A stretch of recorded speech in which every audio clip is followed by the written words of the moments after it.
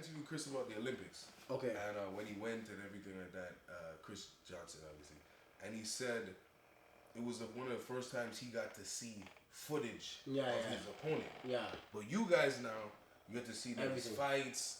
Personal. You get to see his personal life, where his mama's at. Like, does that go into how you're approaching this opponent? I think it definitely helps, because one thing I used to do when I first started boxing, I used to be nervous to get intimate with my opponent. Mm-hmm. But the more intimate you are with him, the better. Explain that. So some people don't really understand. So meaning, like, I would not want to, even if I searched him up, I'd feel nervous searching him up. But I'm gonna look at outside of his stories. You know what I'm saying? I'm not trying to, like, I mean, I'm giving myself away by saying this, but I'm never gonna look at his stories. You know what I'm saying? Like, why? Go too deep into his personal life. Like, what's the difference? I mean, like, whatever they have on him YouTube that's for the public, I'm gonna look at. Right. If someone gives me leaked information, I'll look at it. But I don't need to look at your stories to look at your everyday life to see what are you doing today, what are you doing tomorrow, what you have for breakfast, you know what I'm saying? Like, I'm gonna start driving myself crazy. I'm giving you more energy at that point because I'm so focused on you.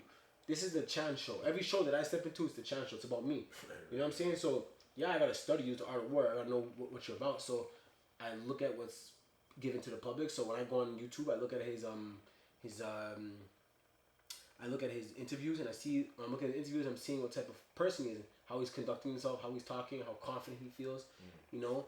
And I think there's a few. I can't quote him, but there was a few times in some of his interviews he was talking and saying the type of words he was using. It's like only someone that, to me, in my opinion, that isn't completely confident, a completely confident person will sound cocky.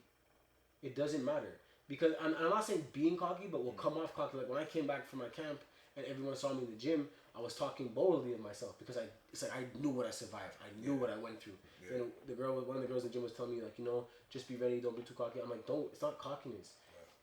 Right. The day before the fight is where the cockiness should show.